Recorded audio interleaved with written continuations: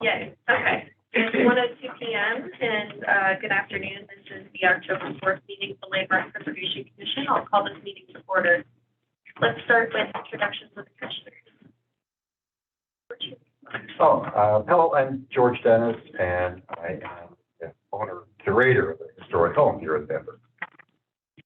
Well, I'm Gary Petrie. I'm an architect, and I was nominated by the Denver Planning Board. Kelly Wemple, I'm an architect, and I was nominated by the American Institute of Architects. I'm Julie Johnson, and I'm a historic preservation project manager, and I was nominated by the community at large. And I'm Erin Hummel. I'm a landscape architect, and I was nominated by the American Society of Landscape Architects. I'm Graham Johnson, a preservation project manager nominated by the Denver Planning Board. Great. I'm Jen Capetto. I'm landmark preservation staff. Yeah. So we have a special guest today. Joining us from the city of Greeley is Becky Phillips, is over here in our audience. She has the preservation program for the city of Greeley and wanted to listen in on the LPC meeting. So welcome. Thank you. It's been wonderful. Okay. So we do have one meeting record on our agenda today for approval, and that's the September 20th meeting record. Everyone have a chance to take a look at that. Were there any comments, questions? If not, would someone like to make a motion? Madam Chair, I'll move to approve the September 20th, 2022 meeting minutes. Thanks, Graham. Do we have a second? I'll second. Thanks, Erin. All right, I'll call for the vote. All those in favor? Aye. Opposed? Abstained? All right, so the motion passes unanimously with 6 votes. Right.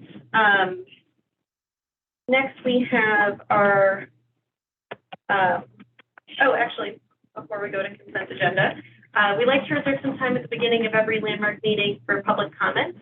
This would be not on any project that's on our hearing or design review agenda today, because there will be separate public comment periods at that time, but this is just for general preservation matters. Is there anyone on the line or here in person who would like to make a public comment at this time? If so, if you're joining us by phone, please dial *9. That'll raise your hand.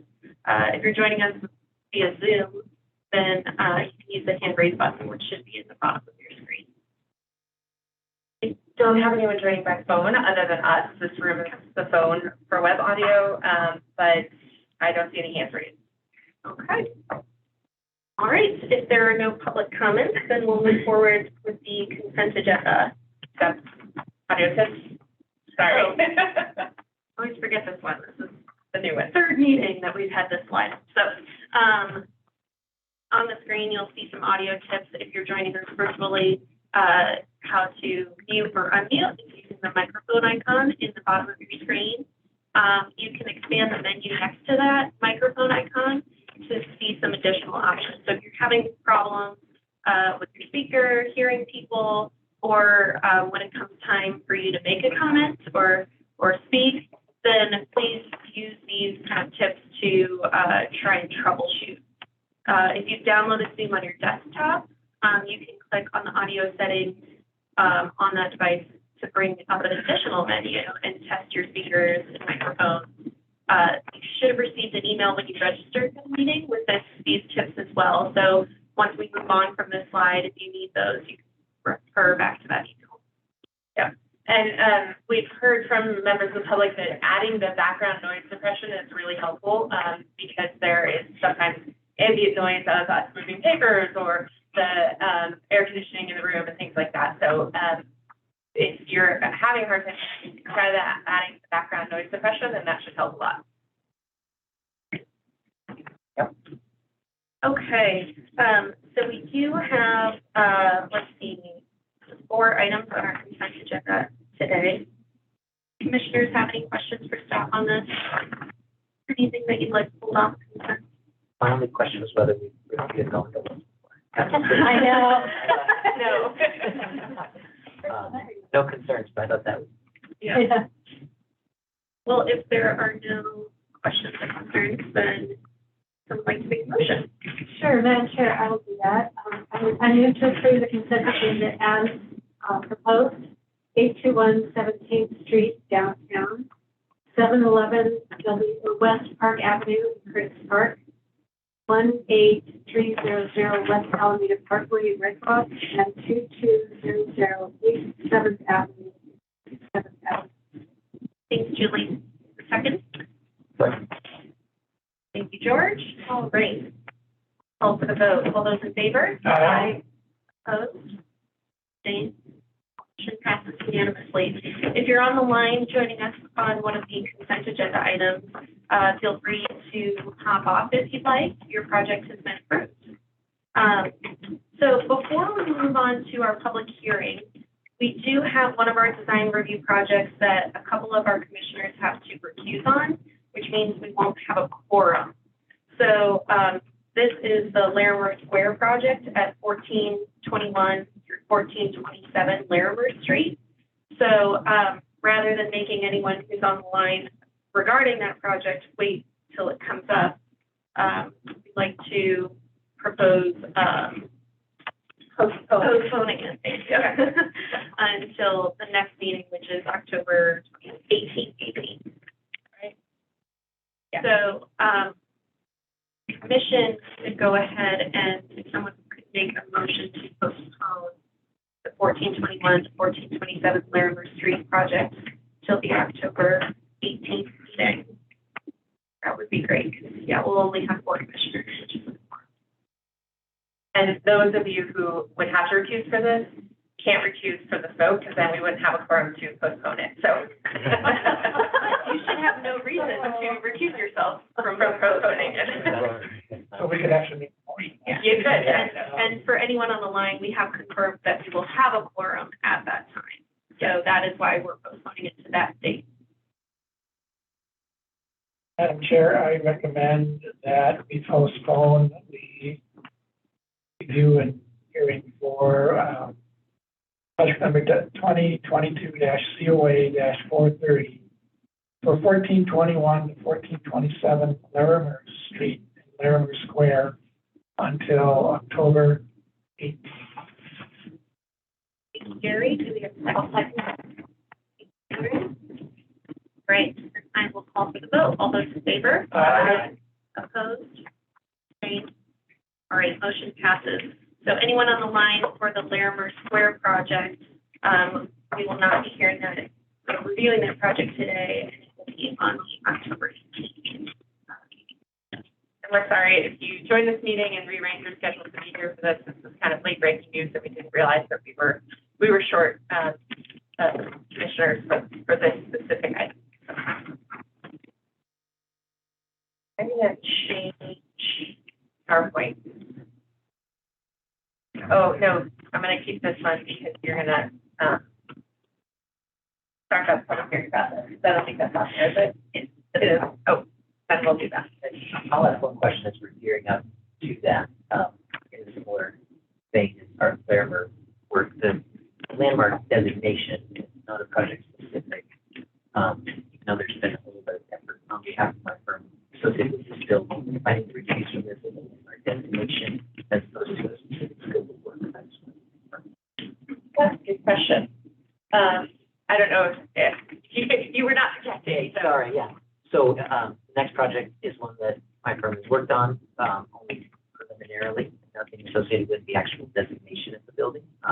But I'm sorry, I'm having a hard time hearing you. man, no, that's fair. This next project is one that we have worked on preliminarily, but not in association with the landmark designation or any of that. That's something I should also recuse from. I'm really having a hard time. So they've worked on the building, but not the designation of this building. So this hearing is about the designation of the building. Does Graham have to recuse himself if he's been involved in just general construction of the No, building? or pre-construction effort. Yeah, I think just the disclosure is fine. Perfect. Academically, I think assessing the relevance to the market. Okay. So, cool, thanks. Yeah, just for the record. All right. So those of you on the line, up you'll see on your screen, you'll see the public hearing process. So I'll go ahead and announce the public hearing. And it sounds like we don't have any conflicts of interest, so all of the commissioners will remain present for this hearing we have today. Staff will then introduce the application and provide their recommendation, upon which we'll ask the applicant to join us and hear from them. The applicant will have up to 10 minutes to present, and then we'll open it up for public comments. So for hearings, we do allow 3 minutes per person for public comments, and you can go ahead and use that hand raise button like we discussed earlier if you do have a public comment at that time. Once the public comments are heard, I'll go ahead and close the hearing, and the commission will move into deliberation and vote on the project. So I'm going to open up the public hearing for 2022L-001, the Livestock Exchange Building at 4701 North Marion Street. Hi, my name is Tara Hahn. I am with Landmark Preservation and this is for designation of Livestock Exchange. So just wanted to give you guys a couple of aerial views of this property and give you kind of a sense of the context. So this is sort of the global Elyria Swansea neighborhoods. You can see the Livestock Exchange with the arrow pointing at it. You can see the cemetery up to the north and the neighborhoods to the right. So I wanted to give you a couple of views because we'll see these a little bit later in the presentation. And then just wanted a slightly closer up view of the Livestock Exchange building. And then you get this beautiful image that they have provided for us of the front facade. And then want to talk a little bit about the proposed boundary for this particular designation application. In this case, the boundary is pretty close to the building, a few feet off, in particular on this sort of northwest side, because this building here is no longer present. And you're going to see there's going to be a road and right-of-way going through that. So that's part of the reason why the boundary is pretty close on this, is because of the new construction going around it and the roadway that will be fairly close to the building and the right-of-way for that. So the proposed boundary is pretty tight to the particular building. So just for background for anyone on the line, and we always want to let the applicants know that we were established in 1867 by a vote of City Council for the purpose of designating, preserving, and protecting our historic resources. Since that time, we have designated 356 individual landmarks and 58 historic districts, which are noted here on this map. And any property that is designated would go through landmark design review. Properties are designated as is, and there are no requirements to improve the property. However, any changes to the exterior of the building that require a building and zoning permit would go through a landmark design review following our design guidelines with the purpose of preserving the historic character of the property. And then the demolition of these buildings are highly discouraged, but would be reviewed by the Landmark Preservation Commission. So the review of the work that would be covered is exterior work that requires a building or zoning permit, such as new construction, additions, garages. In this case, it might be things like signage and solar, or signage and curb cuts that might be appropriate for this building. We do not do anything on the interior of the building. We don't do paint colors, storm windows, or work below grade. We always want to make sure everyone knows that when they go through this process of what will happen if the property is designated. Who can apply for the designation? In this case, it is the owners of the property, and Steve Nally, who is here, will be speaking on behalf of the owners. In order for a property to be designated, per the landmark ordinance, the property needs to maintain integrity, be 30 years of age or older, meet at least 3 of 10 criteria, and you as the Landmark Preservation Commission should consider its historic context in your decision. For this particular designation, it meets 4 out of 10 criteria, and we'll go through all 4 of those. First, the landmark or the Livestock Exchange building meets criteria A with its direct association with the historical development of the city, state, or nation. So this particular building, as you can see right here, is the Livestock Exchange. This is a 1934 aerial, and it represents the centralization of the growing livestock industry. There were a lot of industries that were interconnected with the livestock in the Denver Union stockyards, The stockyards themselves, the meat packing, the railroads, the National Western Stock Show, banking, media, all of these industries were associated with the Denver Union stockyards, and they needed a centralized building in which to conduct these operations. You can also see in this photo that has been labeled, like you see Swift, Armor, the Sheep Pens, these were all different meat packing and meat processing companies, but they needed a centralized place in which to do business, which was the Livestock Exchange building. In its sort of peak, the livestock industry supplanted mining as the state's largest industry. And so this is directly associated with both the city and the state and the development of livestock industry in Colorado. And this isn't just one building, it's actually 3 interconnected buildings. With the first building, which is here on the left, this photo is images from 1908. This is of the 1898 building. Then in 1916, you see this large building, which if you've ever been to the National Western Stock Show, is one of the iconic views you can see of this particular building. And then in 1919, this smaller building in the back was constructed. And so this is an 1834 image of all 3 buildings. And these represent sort of the peak periods of the Denver Union Stockyards and the growth of this, that you see that they needed, they built one building, then they built another really great building, and then that third building to host all of the interconnected needs to run the National Western Stock Show, the Denver Union Stockyards, and then the railroads and all of the other companies that are associated with the livestock industry. And so this particular building represents the development and growth of the industry throughout the state of Colorado, and particularly here in the city of Denver. This building is also associated with a recognized person or groups of persons who had influence on society. And I spoke briefly earlier about the media that was housed in this building. So the record stockman, what people call it now, was also the Colorado Livestock Record, and the Denver Daily Record stockman was housed in this building.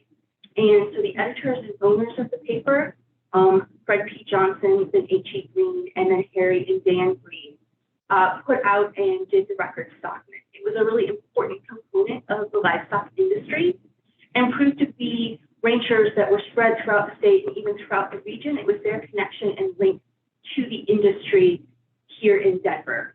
It produced news for the livestock markets, prices, were advocates for ranchers.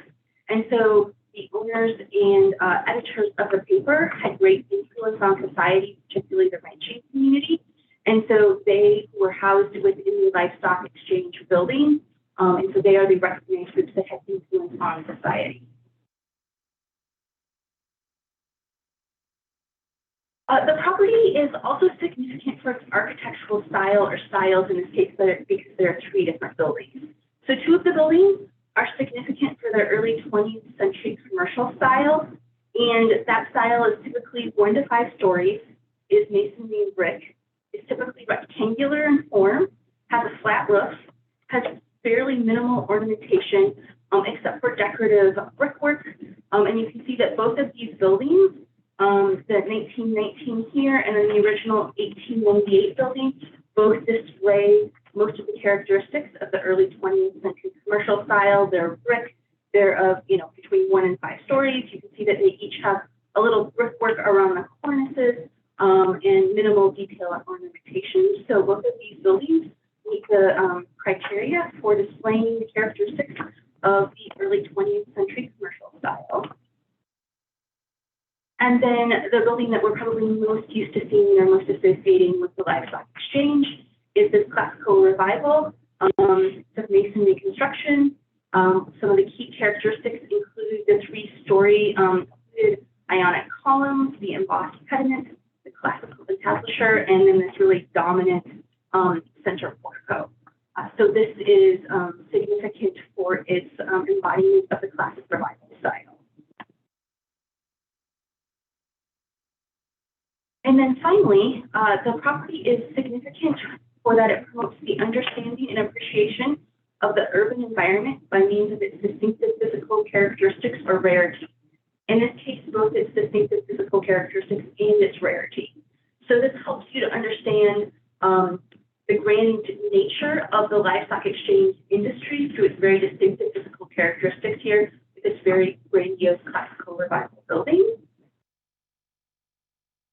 And then also for its rarity. And so the image I showed earlier at the very beginning of the presentation, this is basically the same image showing that, you know, most of the buildings have been lost. And I wanted to juxtapose it with this 1934 image of, you see all the stockyards of the walkways, the pens, all these other buildings that have been lost, that have been traditionally associated with the stockyards, to what you're basically seeing. This is a current, or whatever a current is on Google for their aerial view. You can see here's the Livestock Exchange, and then here's the Armor and Company building that you guys recently designated as an individual landmark. And then just a little further off the south part of this, you would also see the 1909 arena. But when you look at the vast number of buildings that used to be here, this is a very rare resource, as one of the few historic staging buildings left within the Denver stockyard area. So in order for a property to be designated, it also has to retain integrity. There have been some minor alterations to the building. There is the recent elevator tower. There are some fire escapes, some elevated walkways that connect the buildings, and then some boarded up windows. However, those are mainly between the buildings. They're not readily visible except for the top of the elevator. So overall, the building retains good integrity. It's still in the same location. Its design, materials, and workmanship are apparent, and the feeling and association are still there that this is and has been an important component of Denver's history, and so staff finds that it retains integrity. So you all should also consider its historic context when you are reviewing this. So this is an image. It actually does not have the last building here, the 1919. So this is an image between 1916 and 1919 before it was built. But these interconnected buildings reflect the growth and development of the livestock industry in the state, the growing livestock sales and the meatpacking industry in the area, the centralization needed to run all of these industries, and that this really became the center of the livestock activity here in Denver.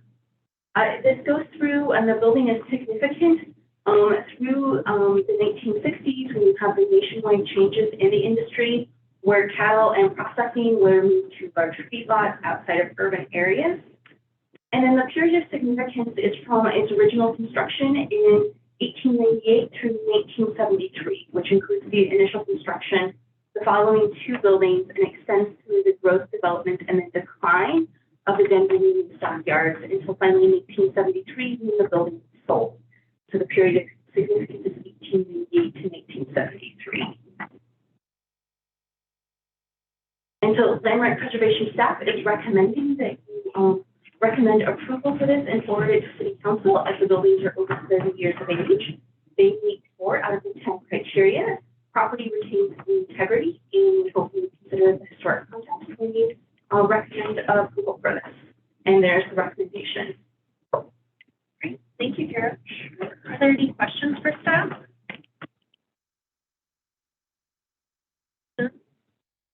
All right, let's go ahead and hear from you. I'm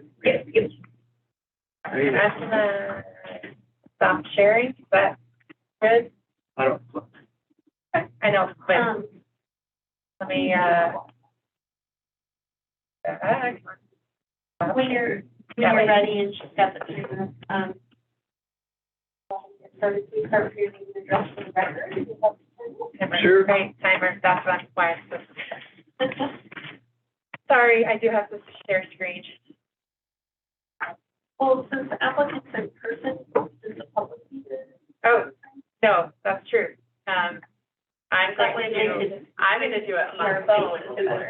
Fancy, I know we have to do it. These are the rules, follow the rules. Timer, not 2 minutes, 10 minutes, whenever you're ready. Great. Thank you, Madam Chair. I'm Steve Nally, Director of Real Estate for the National Western Center Authority, and here on behalf of the owner, LED Alliance LLC. The authority's address is 4701 Marion Street. Our office is in the 1960s building, the eastern and most prominent structure of the three as part of the subject of designation.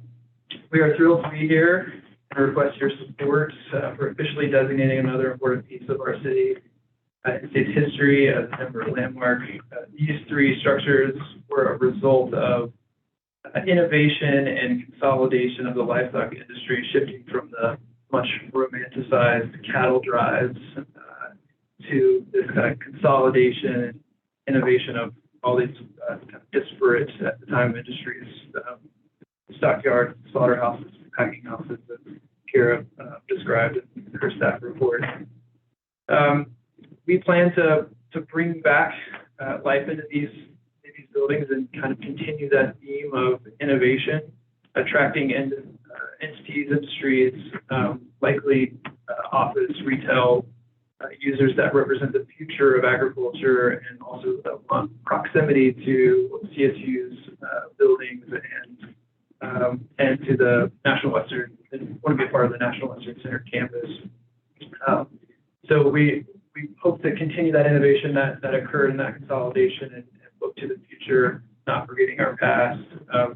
As you can see from the photos, there's work to do on these buildings, and so we'll be seeing you during our design review process. And that's really all I have to add. I think the Kara did a great job with that report of covering the history and how excited we are, especially of bringing this building back to life and how important it is in the epicenter of our campus, the National Western Center. So I'm available for questions. And you can stay up here while, just in case anybody has questions. Are there any questions for the applicant?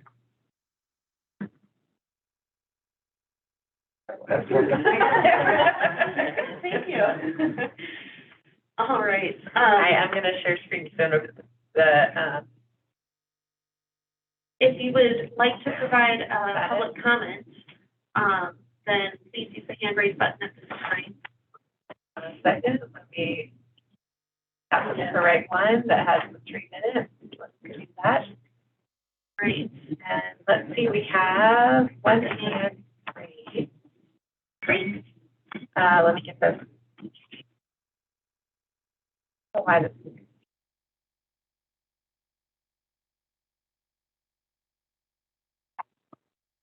Sorry, I'm having a hard time with it. Yeah, I know why, because I'm used to I'm not sharing the screen and sharing the slide, and that was the problem. So now we have that, and you don't need the public hearing conference, you need the comments slide. Sorry, members of the public and the commissioners. Since Michael. Sorry, I figured it was stupid. Michael, you are welcome to unmute when you are ready. Yes, please start with your name and address for the record. You have up to 3 minutes. My name is Michael Flowers. I'm with Historic Denver. We're located at 1420 Ogden Street in the old Emerson School. As many of you know, we're a nonprofit, dedicated to, helping save historic structures and, important buildings here in Denver. We've been involved with, helping to advocate for the historic structures at the National Stock Show, since about 2011, and we're just really excited about this one. So I'm speaking in support of it. I just wanted to kind of get in front of everybody and just, talk about how, we're excited we are about this, and we know that the renovation of the building is going to be great, and this is a huge step in that direction. So our organization fully supports this designation, and we hope that you all will vote in favor of it. Thank you for your time. Thanks, Michael. Great. Is there anyone else who would like to provide a public comment? Please use the hand raise button. Any other hands raised?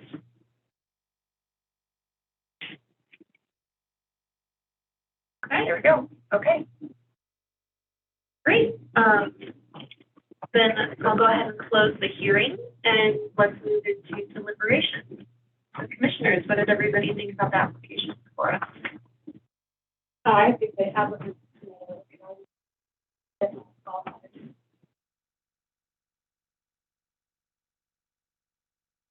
Cowboys forever.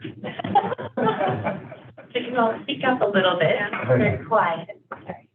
No, I agree with staff's report and the applicant's analysis. I think it is a rare resource out there now. There's been a lot of change, and this is a positive part of that for sure. Stop sharing with your deliberations, I'm sorry. That's what I was supposed to do. Yeah, I would agree with what's been said, and I mean, you typically only have to meet 3 criteria, they're meeting 4. And I had the pleasure to tour the building a few years ago, at the CPI conference. Definitely fun and routine integrity, so I was excited to see the application come forth. Staff report.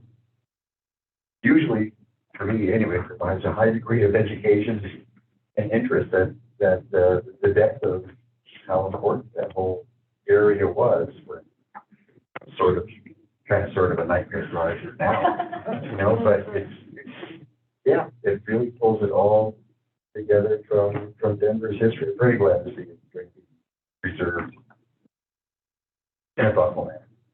Yeah, the photos with the historic context versus now is really powerful to show how rare that is. So. Great. All right. Sounds like we're all in agreement. So who wants to make the motion? Madam Chair, I would like to.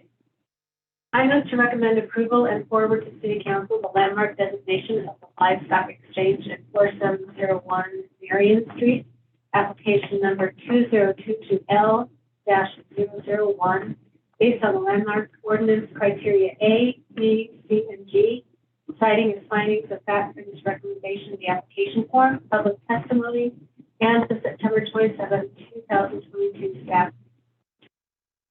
Julie? Second. Thank you, Graham.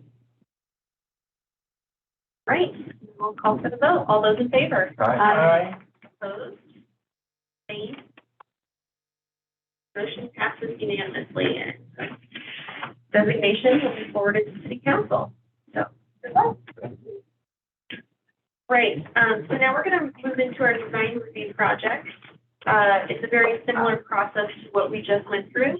I'll go ahead and announce the project, and then staff will introduce the application, provide their recommendation, after which we'll hear from the applicant. And the applicant will have up to 10 minutes to present. And then we'll open it up for public comments. The only difference here is the public comment periods for design review projects are 2 minutes instead of 3 minutes per person. But you'll still use that hand raise button. After we've heard from all comments, we'll move into deliberation. So just a reminder, the first project on our agenda was postponed till the next landmark meeting. So the project that we'll be hearing right now is 2022-COA-429 at 1572 Grace Street.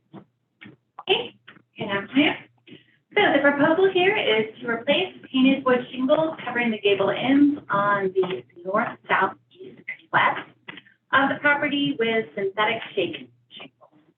The applicant previously proposed to replace the wood shingles with a synthetic slate tile. The Landmark Commission determined that this did not meet landmark guidelines and denied the application. During the deliberation, the commissioner supported the use of wood shingles, stating that there was a benefit to using the original materials and that since these are small accent areas, it makes sense to match the original. So recap, there's been quite a few months since this came for you. Bill?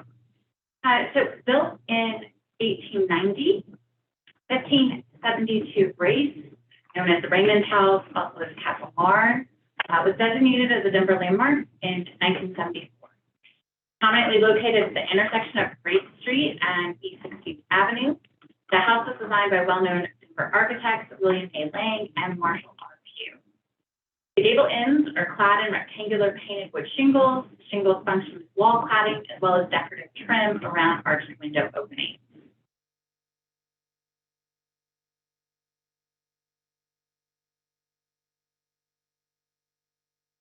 So here's just some closer up views showing the areas of shingling that will be replaced. So you can see in some areas it's just pretty much flat wall shingle. In other areas it's more decorative, going around curved areas and going around the arches. And there's just is the site plan. You can see the corner lot location and the location where the proposed shingles are going to be placed. So here's the proposed replacement material, and I do also have a sample that I will pass around as well.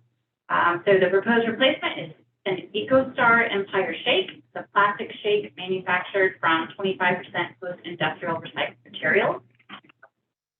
The synthetic shakes will be 6 inches wide, and they're 20 inches long and 3/8 inch deep. The product will be installed with a 5-inch reveal and a straight edge alignment. The applicant is proposing to use a blend of 3 colors. The Freeport Federal, which is a dark gray, Saranac Smoke, which is light gray, and then the Monticello Merlot, which is kind of a burgundy color. So here you can see some measurements showing the existing dimensions that you can see there. They've shown that the existing shingles are approximately 6 inches in width, and they've shown that the product that they are proposing to replace it with is also 6 inches in width. Though based on photos, it appears that there may be some areas that have more variation beyond. It doesn't look like all shingles are not as standard as the ones shown in these areas.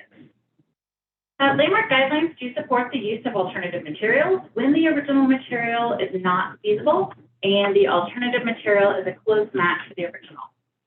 Wood shingles are readily available and are often approved by Landmark in similar applications for replacing deteriorated gable end shingles. Fire retardant treatments for wood shingles to reduce fire danger are also readily available.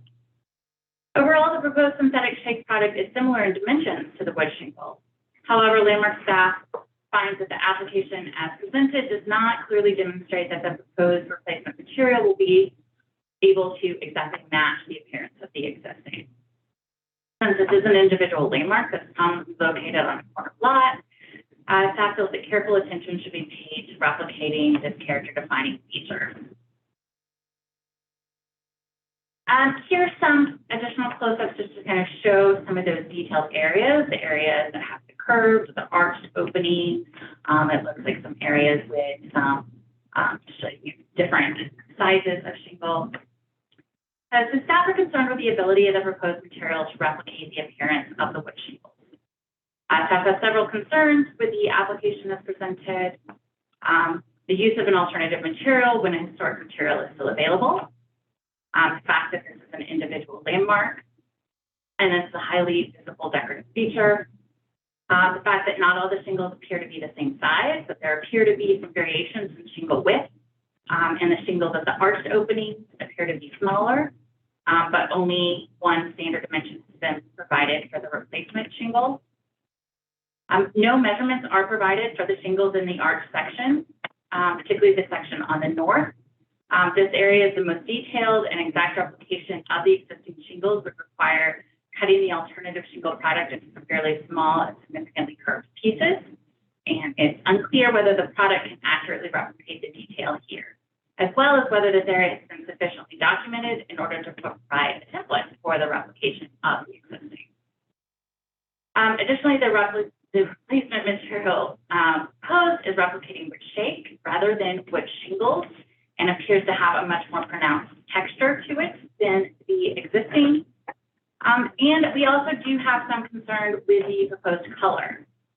While the existing color is likely not historic, it's unknown whether multiple colors were used historically. No documentation has been submitted to show that it historically has the use of 3 colors. While Landmark does not review paint or applied colors, it does review intrinsic material colors, since these cannot be easily changed.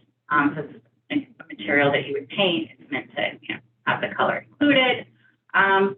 Staff feels that with the original colors unknown, the use of more neutral colors for the replacement seems more appropriate than the burgundy and gray, that's the mix of 3 colors that's proposed. The staff did suggest to the applicant to submit some additional materials in order to better make a case for the fact that this material could accurately represents or replicate what was there historically.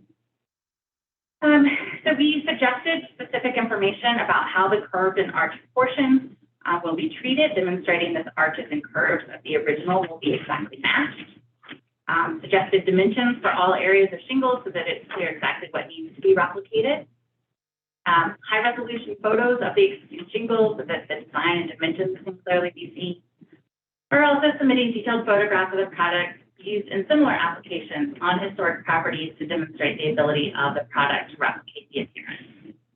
These were really the only additional example kind of materials that were submitted based on those staff requests that we have on the far left, a couple examples of the product used elsewhere, but one is really small, low resolution, you can't really zoom in. The other is clearly a non-historic property. We do have a kind of mock-up then that the applicant did showing the product in an arch. And then we do have one area that includes some measurements for at least like the width of the arch, but we still don't have any more detailed measurements for exactly what's going to be replaced. The applicant did also present a list of properties where this has been used on other historic buildings, but no photos. That list was included in your application packet as well. So staff has recommended denial, finding that the application does not sufficiently demonstrate that the proposed replacement material will accurately match the original in material, composition, design, color, texture, and other visual qualities based on our design guidelines. We do have a sample here then, and the commission would like to take a look at this and pass it around. Are there any questions for staff?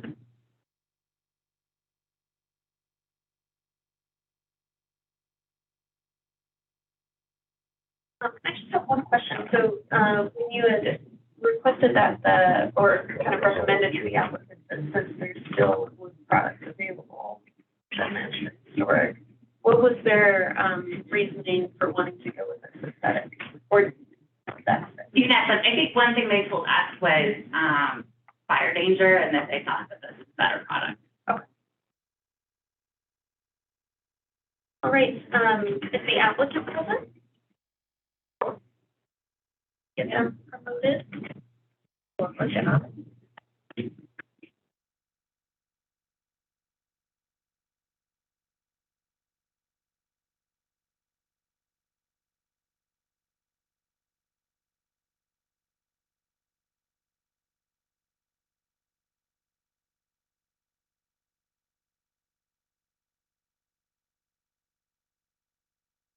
Okay, great. Just been promoted. I'm going to quickly. Why is that not quick? There we go. Pull up the timer. Done. Just a second. Nope, wrong timer. You got more than 2 minutes. Sorry about that. Okay. All right. When you're ready, go ahead and get started. Please start with your name and address for the record. John Munson. Address is 7245 West Gilpin in Denver, Colorado. You can't hear me okay, is that correct? Yeah. Okay, beautiful. I appreciate the council's review of the project. I know we brought this to the table twice. We've attempted to try to give every answer that we feasibly can to all the questions. The biggest hindrance that we have is a 3-story building, trying to get accurate measurements on the side of the building to be able to replicate or show the dimensions of these shakes. Safety concerns trying to get up there has been a little difficult without impeding multiple different uses of the property. So, and the product that we are suggesting is a special order product, meaning we have to buy several of them to try to actually duplicate these arches. So I do appreciate the patience in trying to get those submitted to you to show that the product is, we feel, similar in nature, style, and look as the current product that is on the house. So you had mentioned 2 things. Number one, the multiple width of the product. That is only found on 2 elevations of the house, and it is actually this. It appears to be on 2 elevations of the house. That would be the east and the west, which is more of a roof facade. It's actually built back at a slight taper versus the wood shingle that is installed on the north and south. This product does have a slight grain consistency to it, but it is not an aggressive graining that shows similar to more of a wood split shake, which is the natural product that faces east and west. So it does mirror both the wood shake as well as the shingle in the sense of how it can be installed. It is a very pliable product. It does not need to be cut into small pieces. It just needs to be cut into a arch pattern or a curved pattern similar to wood shake. You have to cut wood shake to make it into a round curved arch as well. Both products are very malleable and can be cut to make those arches. If the council would want specific measurements of the old and the new, we can do it. It'd have to be on a separate application and a lot more safety concerns to try to get up there to get those measurements for the report. Color wise, it is the existing building has been painted, obviously more of a plumish color. The proposed color is very synonymous with multiple other buildings in the area. There is no colored photos of the building. We don't know. This is done to be able to stand out, not only to match the historical structure of the surrounding areas, but also the building itself. That's why the owner had selected these multiple colors that are in kind of a matching ability of the building to make it look good. His original design features for it. And other than that, that's kind of the gist. You guys have kind of went through it. Obviously, you recommended a denial. I concur on the first product that was submitted. The slate product had no matchability to what was there. We were able to convince the owner to be able to look at a product that is more similar to match to what's currently on the building. That's why it was changed to the Empire Shake, to be able to give him a long-lasting, maintenance-free product that will still stand the test of time and show off the historical significance of the building. Thank you. Thank you, John. Are there any questions for the applicant? I'll just ask you the same question that I asked Abby, just in case you have anything to add there. So the reason for proposing a synthetic product, you said, is for something more long-lasting and has lower maintenance. So is that the owner prefers not to have to paint it, over and over again like a wood product? So it's a combination of the building directly to the south caught fire some time ago, and he's worried about his building, obviously potential catching fire. So it's the proximity of the neighboring buildings and structures that pose a fire risk. We recently replaced his roof with a fire-resistant product as well, but now he wants to address the exterior walls. So it's a combination of two things. If I can provide him a fire product that will last much longer than a fire-treated wood shake, which only carries a 5-year fire retardant, I could provide him virtually a lifetime product that is fire-treated, as well as, yes, a low-maintenance item for longevity of the house.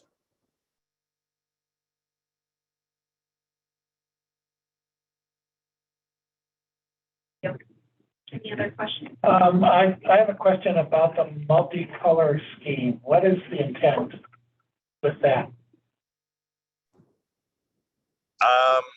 So that's the owner ultimately wanted that look because it was synonymous with other properties within his block. I think it's just because there is unknown on what was there existing. It's his choice, I guess, or his idea to make the product stand out because it is a corner lot and it's the architectural design that is very similar to those type of buildings and that architectural design. So the intent is not to create a blend, it's actually to create a pattern. Only on, I believe, 2 of the walls is there a pattern. The north and south wall will be done in one color. The soffit fascia areas will be done in a separate color. The pattern that is shown, you don't have it present there, but there's, in our application, we had represented the pattern that was suggested, but that is only to be duplicated on 2 of the walls, the east and west. So what would be on the other 2 walls, color-wise? It should have been part of the application, but it's that harbor gray. So it's the lighter gray, which would be a weathered, wood shake weathers to a gray eventually. Brand new, obviously it's a very brown tone, but it does eventually weather to a gray color. So he's, putting a gray up there to match what the weathered product would be on the north and south. And then the gable ends would be in that burgundy color, which is, I believe, similar to what the current windows are in the house to accent the other features of the home. So the 2 of the sides would have the 3-tone pattern, and then, or 3-color pattern. And then, is it Hampton Harbor? That's the gray that's on the other 2? I don't see a harbor gray. I apologize. It's hard to read on my phone. I don't have it in front of me, but it's the lighter gray color. There will be the predominant gabled ends on the north and the south. The soffit fascia areas on the north and south would be the plum color, and then that multi-pattern, if you will, or multi-color would only be designated on the east and west, which right now currently has a wood shake product on it.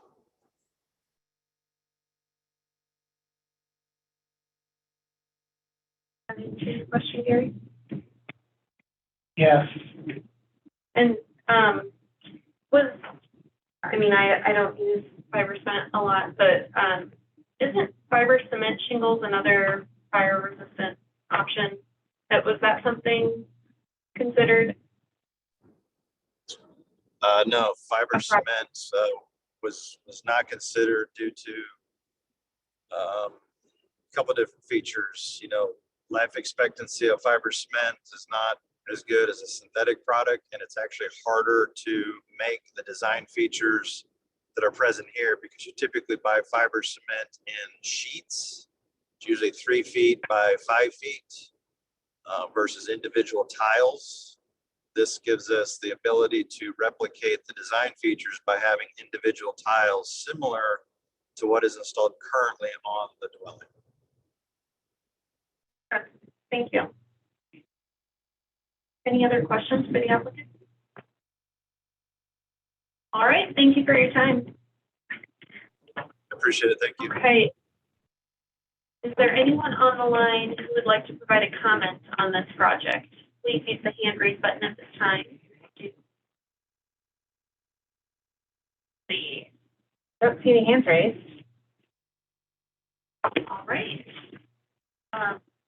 No. Abby, is there any reach out for? Nope. Stopping sharing so that the public can see you all. Okay. Okay, commissioners, what were your thoughts on where the county goes? I'll jump in with a couple initial thoughts, and hopefully I'm speaking loud. Is that everybody here? A little bit A higher. little bit. I'm truly gonna have to feel like I'm yelling. I'm not angry, I will say that. No, guideline 2.4, though I think talking about replacing original building materials in kind is here. Specifically, guideline B or sub B that says use original materials whenever possible. And I think that has 2 nuances based on the material that we've seen today. What appears to be the historic gables have us on shingle as opposed to a split shake, which the applicant addressed. But I also think that a painted wood shingle is not a color that would fall in our purview as opposed to the integral color of a synthetic material. And I know those are not specifically tied together, but I think one decision informs the other. And so I think that both are at odds with guideline 2.4, specifically 2.4. But I was curious as what others thought as well.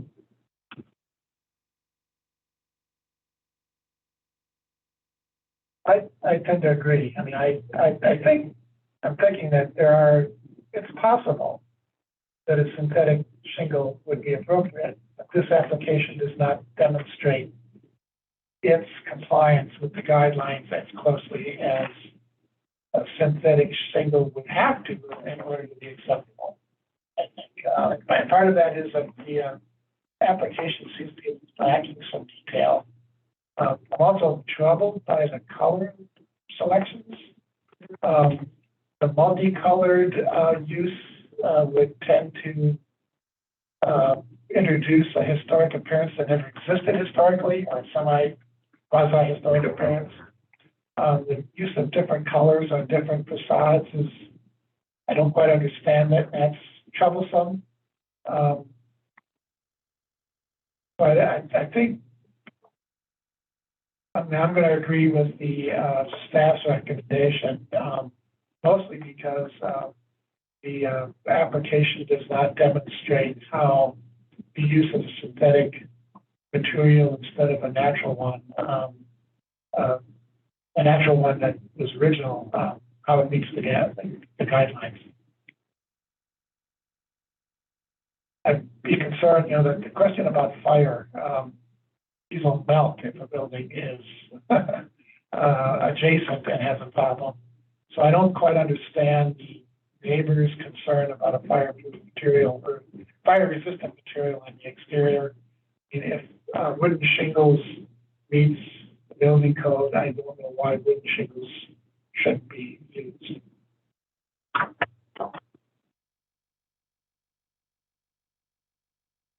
I agree, Madam Chair. I don't think it needs the guidelines. I have to agree also. The staff report, having dealt with wooden shingles in our own houses, and yes, they're still available. You can still work with them. They can still be cut into an arch. The question about the colors actually just kind of popped up when the applicant said homogeneity with the rest of the houses in the neighborhood. I don't think that's the object of what we're here for. The house was designed probably without half of those houses existing in that area. So I think the intent of the original architect doesn't need to be reinterpreted here. As far as the colors go, I think the natural wood shingle, and it will do what it needs to do given the weather it's exposed to. So, and availability and fireproofing is less of an issue really. And like Julie said, if the code approves it for use in current construction, so yeah. So I would support the staff report. I generally agree with everything that's been said in the staff report. I think, like Grant said, 2.4B was, I just don't see this needing it. But also C and D, I mean, if use of original materials is not feasible, you can only replace materials, but it is feasible.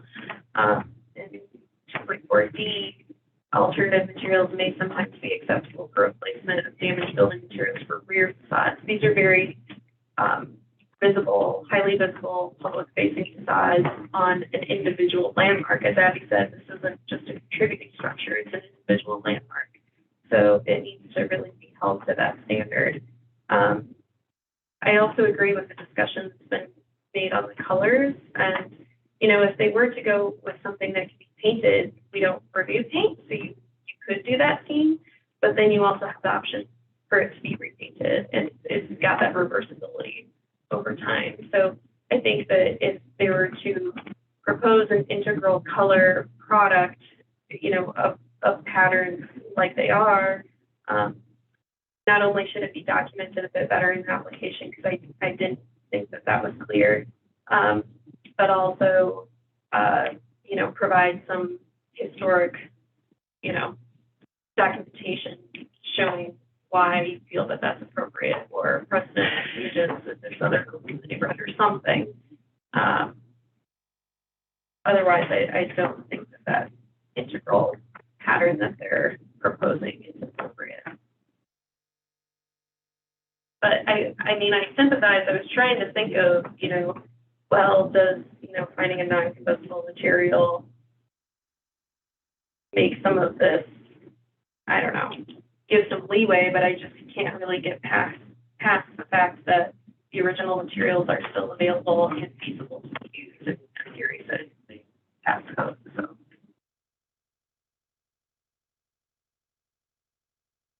Great, sounds like we're in agreement. Who wants to make the motion? Madam Chair, I can make the motion. I move to deny application number 2022-COA-429 for the replacement of wood shingles at 1572 Ray Street as per design guidelines 2.4, 2.10, 2.12, 2.25, presented testimony, submitted documentation, and information provided in the staff report. Second. Marion for the motion and George for seconding. I'll call for the vote. All those in favor? Aye. Opposed? Abstained? Great. The motion passes unanimously and the project is denied at this point. You can work with staff to come up with an alternative solution. All right, the next project up for design review is 2022-COA-428 at 3527 Lake Street. Oh, yeah, could you, yeah.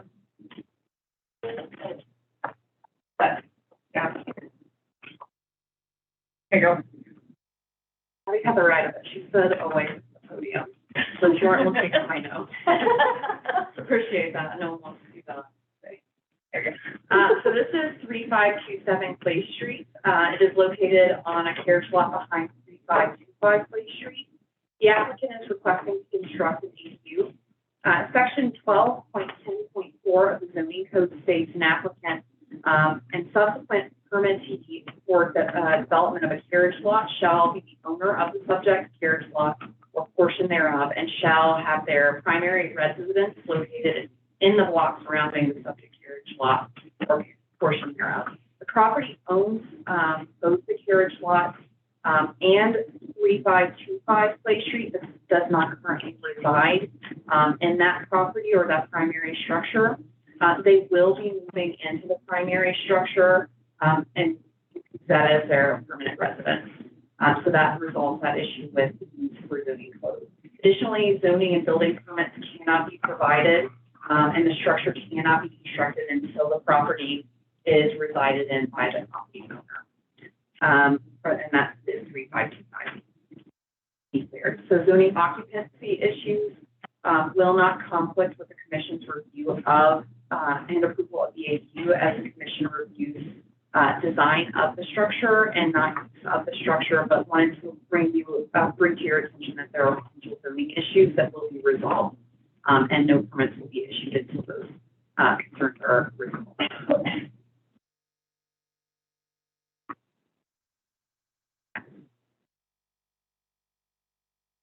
Got it? I spoke it up again. No? Thank you, Jen. Sure.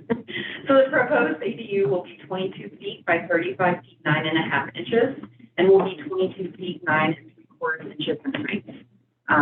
Next slide. That's not what you want.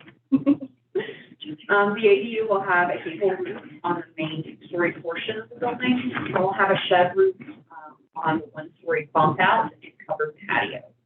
The gable roof will be clad in asphalt shingle and the color slate gray. The shed roof will be clad in standing metal and the color matte black. The structure will be clad in smooth finish fiber cement lap siding with a 4-inch reveal. The building trim will be smooth finish fiberboard cement. The ADU will feature single hung windows and awning windows.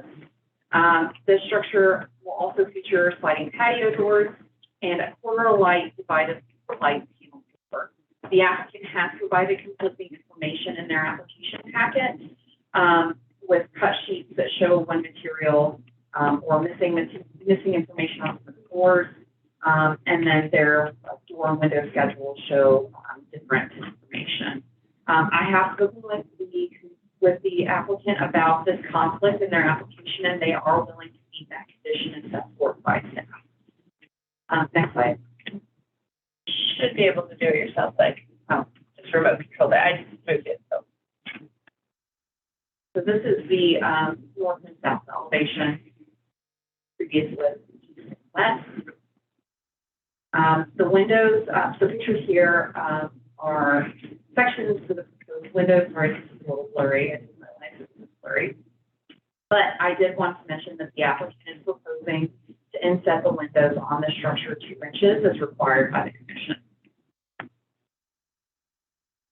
Staff initially had concerns over the scale of the proposed ADU, but has determined that a larger ADU would be appropriate behind the structure, as it will be located on the carriage lot, and it will not be readily visible on public vantage points as shown in these renderings of the property. There are additional renderings and street view studies the review that you can truly have an understanding of the visibility of this structure. Finally, here are 3D drawings of the ADU. Staff is recommending approval of the application with the condition that the applicant provide specification sheets for all windows and doors, and that the windows and door schedules be corrected to show the proposed material. The application was reviewed by the RNO, and the RNO was supportive of the design, but did have concerns over the use and zoning issues. A copy of the RNO letter is included in the application. Staff has also received public comments on the proposed ADU. The comments cover zoning issues, which are not under the commission's purview.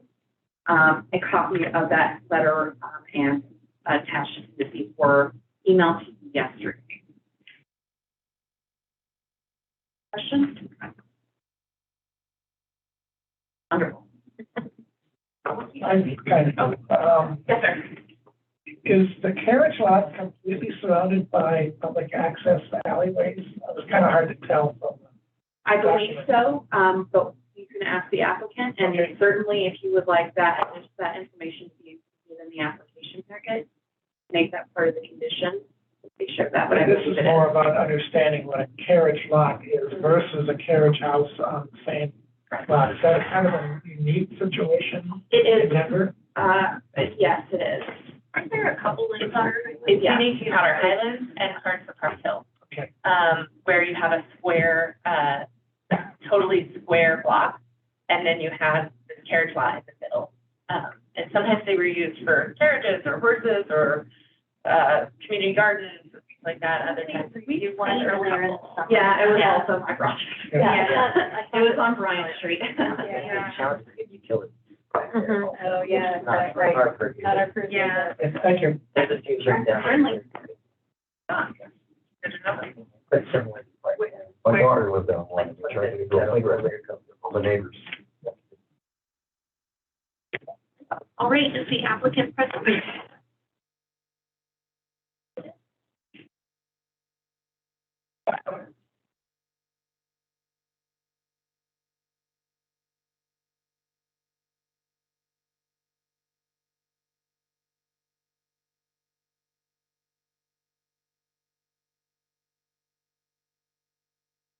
I've got one of them. Two of them. Might be the phone number. I don't think that, Kevin's not there.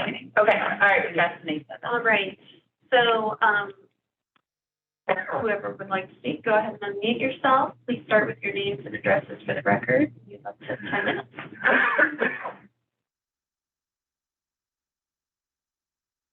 Neither of you are unmuted.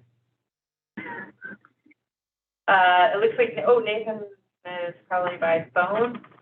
I'm gonna click allow to talk. All right, can you hear me now? Yeah. There we go.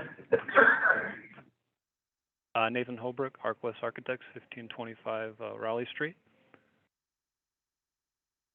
Great. All right, go ahead.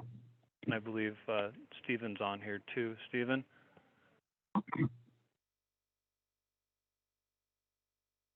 Okay, maybe not. He was having trouble with calling in. I was having trouble with my audio too. But yeah, I mean, we read through the staff report, and willing to accommodate the conditions, providing clarification on those windows and spec sheets. And yeah, I mean, you've presented the project pretty well. Just kind of interested to see what the commission's comments are and if there are any additional comments. Willing to address those as well. And he can speak to the issue of owning the residency, but that's really a zoning issue. Like you said, it's not really in your guys' purview to make a determination on that. So. Stephen, we're not hearing you. You should be able to, it looks like you're unmuted. If you wanted to add to the conversation, you want to say anything? Great.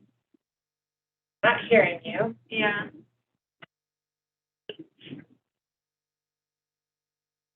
Nathan, do you know that Stephen wanted to use part of the time to speak as well, or like should we try and figure out a troubleshooting to get him on the line? Well, I know he said I was talking to him earlier. He said he called in, so I think he's on. He's 720-849-7324. You just need to hit the unmute button, Stephen, on the actual computer. It's kind of confusing when you call in and enter on a separate computer. Got it. That's the issue. Okay. Hello? There we go. Someone hear me? There we go. Oh, okay. Wow. Okay. Ooh. Okay. Sorry, I don't have a speaker on my my computer. Everyone can hear me? Yeah. Yep. Okay. Wonderful. Yeah. I guess. But if you have any questions of me, I guess I'm available for that.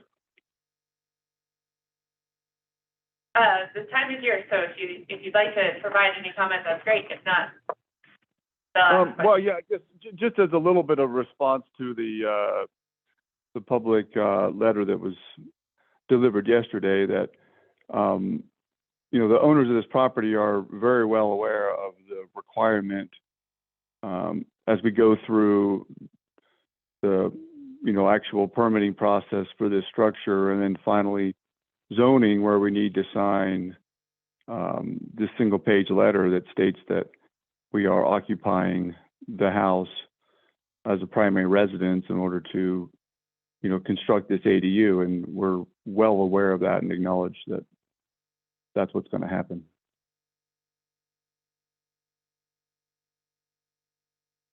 all right. Yeah, Stephen, could you just give us your name and address for the record? Oh, I'm sorry. Stephen Lechner, 3331 Bryant Street. I've lived up in Potter Highlands since 1993. So back when it wasn't as nice as it is now, and but glad we kind of own this very unique parcel. A question did come up about access to this carriage lot through the alley system, and there are 4 points of access to get to this, carriage lot, which is essentially a square inside of a square. And all of those are public access points? Yeah, they're all public access points, yes. And they're large enough, trash is still picked up in the alley back there, which is part of the reason why we clipped the corner of the yard that would be part of this ADU in order to facilitate garbage trucks moving down the alley. So we set it back and then flip the corner. All right, thank you. Are there any questions for the applicant?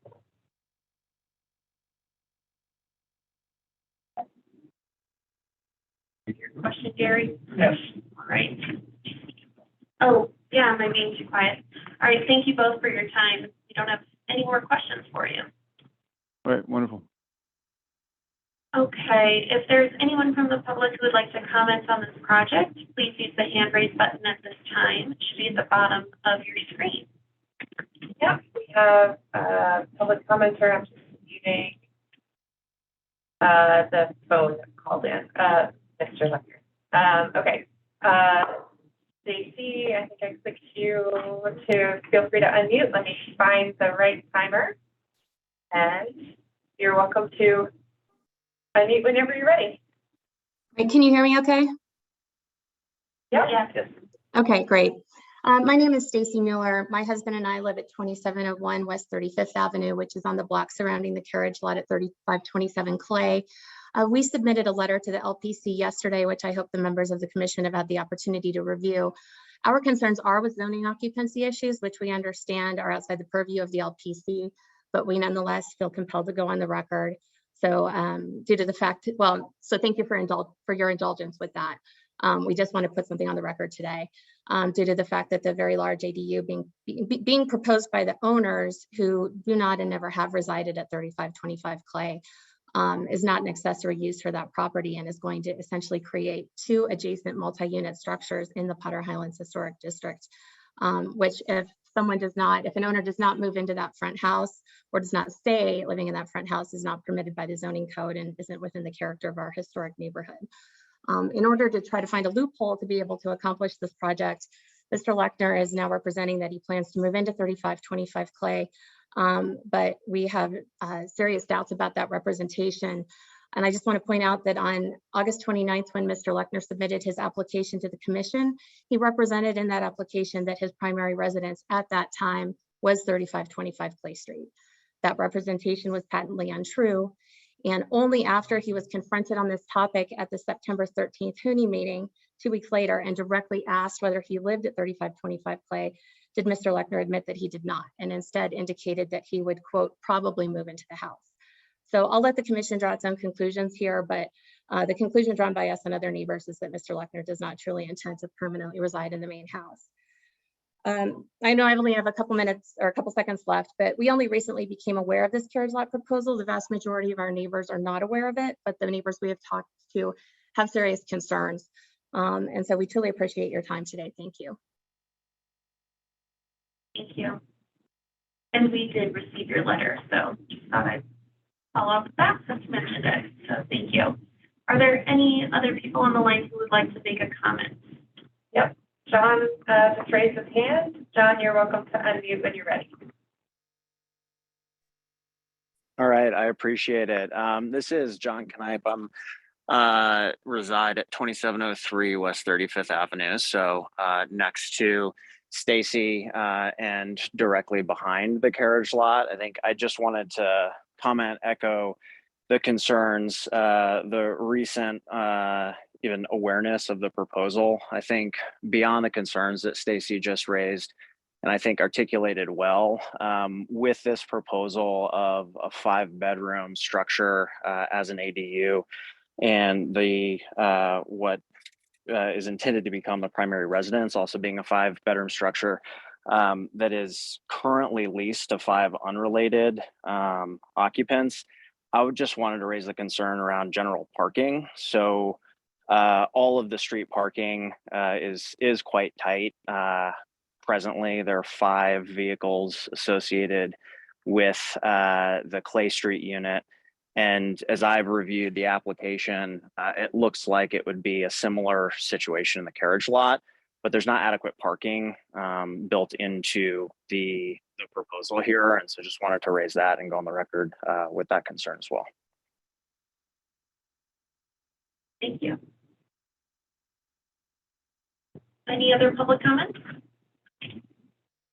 Just waiting for any hints, but I don't see any. Okay. All right, thank you. Any recap? Oh, all right. So let's move into deliberation, and remember that although, you know, we've heard the public comments, we really do not have purview over zoning matters of occupancy and use of these structures. That's something that will be reviewed by zoning as part of the permitting process. So what we're looking at today is whether the design meets our design guidelines for the neighborhood. With that, what did everybody think?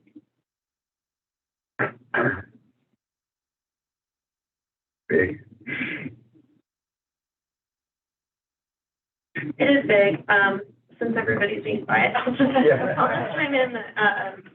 You know, I understand the comments from the neighborhood, but I do agree with the staff report that I think the application does a good job of showing what the view would be from the public right of ways, and it really doesn't appear large from the street. You know, the homes in front of it are shielding view. So I personally think that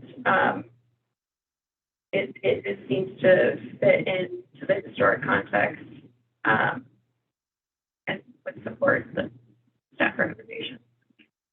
Well, I would like the people who make public comments to know that they were read and their concerns were heard. Yes, zoning is not our purview, but I also have a very strong feeling that why can we not put the zoning approval in as a condition? Because it's not under our purview. Yeah, they'll have to I make can't zoning afford to it. get a permit. But I think, We can. yeah, again, outside of our purview, but the site plan that's shown does indicate 3 of the garages that are in the adjacent contributing structure, as well as 2 off-street parking places that are at least drawn, which speaks a little bit to that concern. But I think, again, in general, being outside of our immediate purview, that, you know, it's a simple structure, it's got a historic form, it's consistent, I think the staff report, something that I think I agree with as well. Well, and I think if you read the design guidelines reference, that this ADU does meet the design guidelines, with the exception of the condition that Jesse pointed out, they were in the middle too. Since design guidelines are what need to drive our decisions. Yeah, I agree. I mean, certainly I understand the concerns, especially the parking. My neighborhood that's out of our purview. I do believe this is the guidance. Yeah.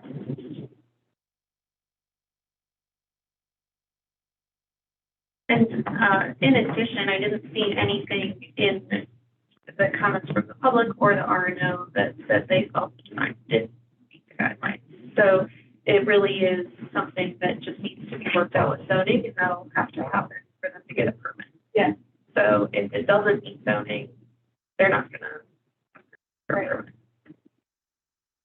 Right.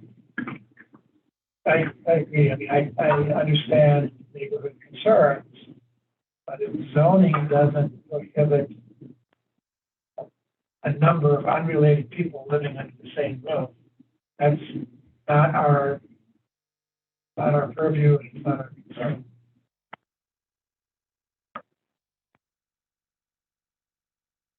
Anything else to discuss on the design, or? Didn't want them to go to the zoning board, so we write hard. Well,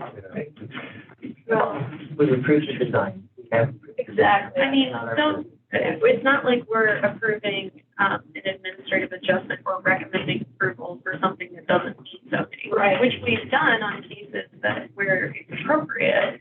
This is a use conversation, and that's not something that we can even begin. And I don't even think that's something that could go to the POA to be Yeah. changed because it's firmly written into the code. Okay. I just want to repeat that because it's really quiet. Yeah, you're really quiet. Staff said that this is something that also would qualify. They don't believe it would qualify to go to Board of Adjustment. So. Yeah, I don't think you can get a use variance, but Nate probably knows better than we do because he also staffs that. Not to put you on the spot. Anyway, it's, either way, it's not, we're not a zoning commission. We're a landmark preservation commission, and what I'm hearing is, commissioners are in agreement with the staff recommendation. Okay. All right, if there's no further discussion, who wants to make the motion? Madam Chair, I can make the motion.